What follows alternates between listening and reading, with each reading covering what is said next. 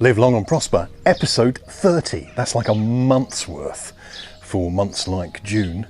And we've got to habit 7 of Stephen Covey's habits of highly effective people. And habit 7 is sharpen the saw. Usually when I'm doing these videos, I'm hoping that there's no noise in the background. But today we had somebody with a buzzsaw in the background, which would have been ideal, because this is about moving us from being dull to being sharp and witty. There is a legendary quote about Abraham Lincoln, which we don't think is true, but it sounds good as a legend. He said, if I had 6 hours to cut down a tree, I'd spend 3 or 4 of them, sharpening my axe. I've been quite a strong guy in my life, but I know that brute force is a waste of time if the tools that you use aren't sharp. I don't want to be dull, you don't want to be dull. We want to be sharp-witted, we want to be sparky, we want to be exciting. And so Covey's Sharpen the Saw, habit 7, is that call to action where you and I dedicate one of those rocks that we've talked about, putting in the jar of 168 hours a week. One of those first things first is to commit to development. Development in 3 major areas: physical, psychological, your soul, and spiritual. Ooh. Now, if we can become sharp physically, sharp psychologically, and sharp spiritually, we will not be dull. We will have that sharp edge that will make us more productive. Wah! Kind of like that. Let's think about the physical first of all. This is a temple. You may have noticed on the bigger screens, I'm shooting with 3 cameras today, on the bigger screens, how this temple has not necessarily been renovated recently. I need to do some stuff with this temple so that I can have more sharp energy. And your diet and your exercise, all the good stuff, you know, 5 a day and all that, is important if you want to have the fuel, the energy, the power to be sharp physically. I reckon we've got a 120-year lifespan if we do it properly. So I'm coming up to 60. That's not even halfway yet. Come on, let's do this. Psychologically, most people reckon that the mind, the will, and the emotions are at the heart of the soul, the psyche, the psyche in Greek.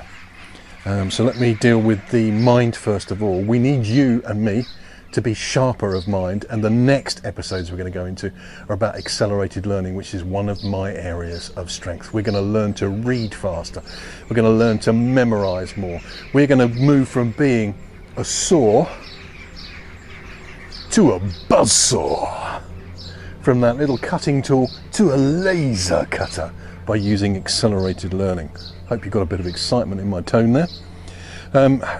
Things like speed reading and mind mapping are just going to give you so much more for your money, so much more bang for your bucks when it comes to sharpening your saw.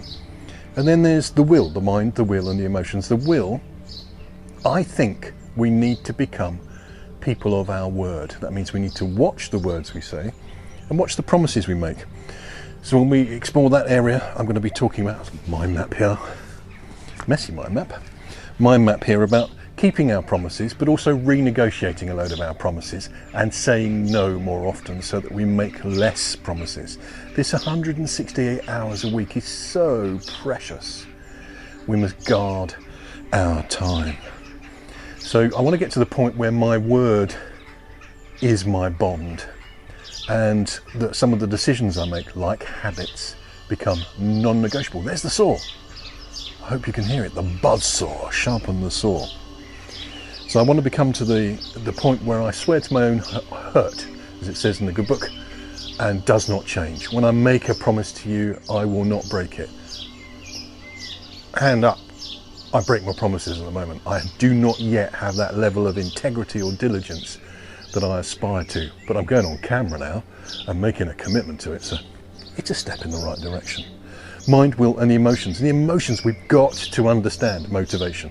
Motivation mapping and motivational mapping and emotional intelligence are central to to our future success. If we're going to sharpen our wits, we have to sharpen our emotions as well. They're the key to memory. So I'm thinking about doing more on motivational mapping, more on our relationships, more about self-mastery, or as Kim Searle would say, emotional mastery. Get that, get your emotions under control, get your spirit under control, get your words under control, get your promises under control, get your commitments under control, and we will be sharpening that saw to make it a buzz saw. And then finally, because I think I'm probably pushing my time limit today, sharpen the spirit. And for me, that's very much Covey's character ethic of the spiritual forces of a good character. For me, it's love, joy, peace, patience.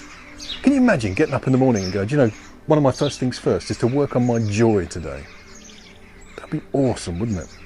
Love, joy, peace, patience, kindness, goodness, faith, gentleness, and self-control are things we are going to be working on, because they're called the fruit of the spirit. And if you're a top loving person, if you're a top self-controlled person, if you're a top kindness person, if you're a top patience person, if you're a top gentlewoman or gentleman,